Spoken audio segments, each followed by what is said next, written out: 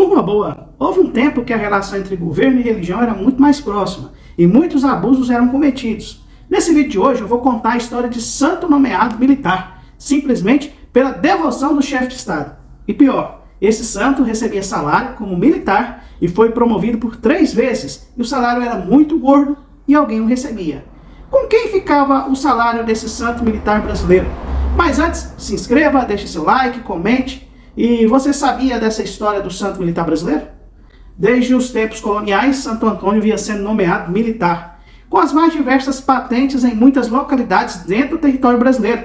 Era um cargo simbólico, obviamente, mas que previa remuneração, que era alta, equivalente a um salário de um militar compatível com o cargo.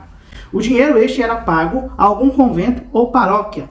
Durante o período que a corte portuguesa transferiu-se de Lisboa para o Rio de Janeiro, o então príncipe regente Dom João VI, de 1767 a 1826, publicou um decreto fazendo que o santo sargento-mor de todo o exército luso brasileiro. No documento, o monarca confessou particular devoção ao santo e frisou que fazia isso como gratidão pela intercessão do mesmo em prol da monarquia portuguesa durante a hostilizada por Napoleão Bonaparte. Os procuradores do santo eram os frades franciscanos do convento de Santo Antônio do Rio de Janeiro. Veja, essa instituição que ficava com os salários do santo militar. O santo acabaria sendo promovido 3 anos mais tarde a tenente-coronel da infantaria. A trajetória militar de Santo Antônio no Brasil chegaria ao fim com a proclamação da República. Ao fazer um pente fino nas contas estatais, o delegado fiscal do Tesouro Nacional, Antônio de Pádua Mamed, impugnou a inclusão do nome de Santo Antônio nas folhas de pagamento.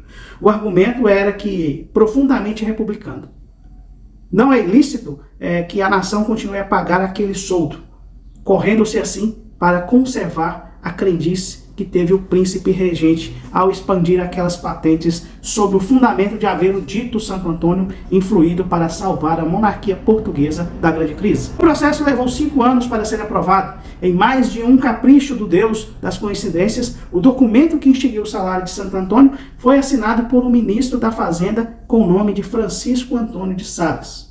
Mesmo sem salário, contudo, ainda havia sido publicado nenhum ato que extinguisse a patente de Santo Antônio. Seguia, portanto, o incansável Antônio, um eterno integrante do Exército Brasileiro.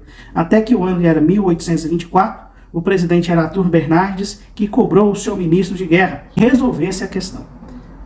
O coronel Antônio de Pádua vai quase em 3 séculos de serviço. Nomeio o general e ponho-o na reserva, escreveu Arthur Bernardes, solucionando o caso.